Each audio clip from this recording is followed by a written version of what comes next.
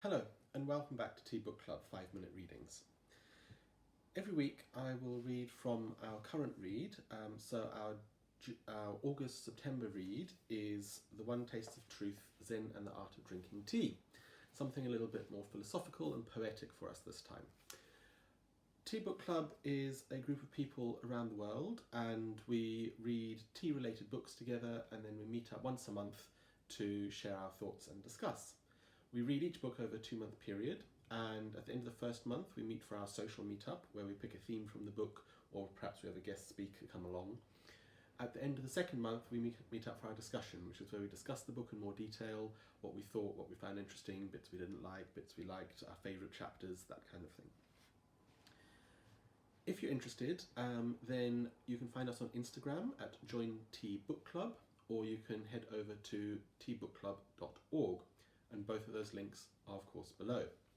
So I'm just going to read for a short 5 minutes from our current book.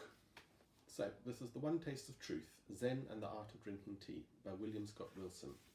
I'm reading from page XX in the introduction. Tea. The fundamental nature of tea is unpretentiousness. Lu Yu.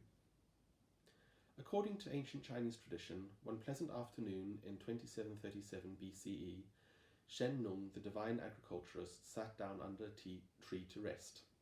He had already invented agriculture and acupuncture, but his bullish nature, reflected in the 2 horns that grew upon his head, kept him working hard, and he was now diligently at work on a book of medical cures that would eventually include 365 substances from plants, animals, and minerals.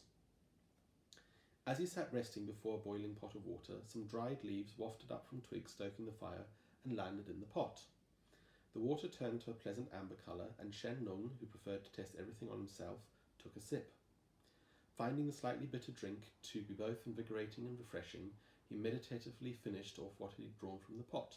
This was the first cup of tea. Shen Nung was the inventor of Chinese medicine, and was interested in tea's curative powers as well as its virtue as a restorative drink. And after some experimentation, again with himself as guinea pig, he prescribed it as a remedy for dull eyesight, headaches, and fatigue. This was not the end of such experimentation, however, and today tea is recommended for maladies of almost every sort. Alzheimer's disease, hangover, typhoid, herpes zoster, arteriosclerosis, sorry, pronounced that wrong, angina pectoris, scurvy, psoriasis, enterocolitis, high cholesterol, obesity, constipation, and radiation sickness, to name just a few.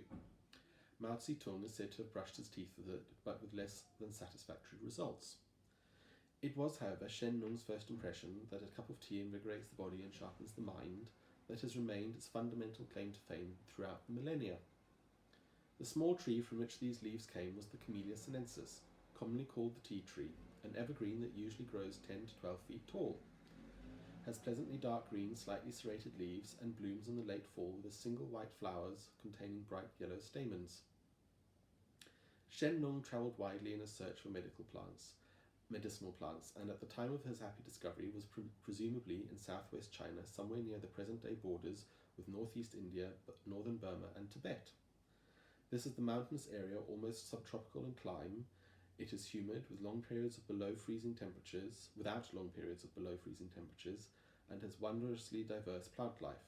The people who first lived there were a mix of Tibetan, Burmese, and hill tribes. The Chinese called this place of mists and strange mountain peaks Yunnan, or south of the clouds.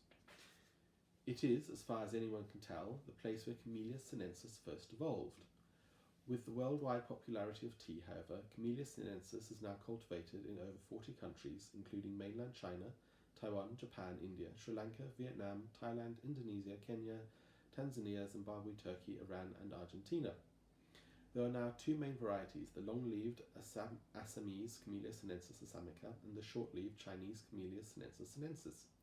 It is the latter with which we are concerned. The drink, as discovered by Shen Nung, is invigorating, refreshing, and seems to sharpen the mind.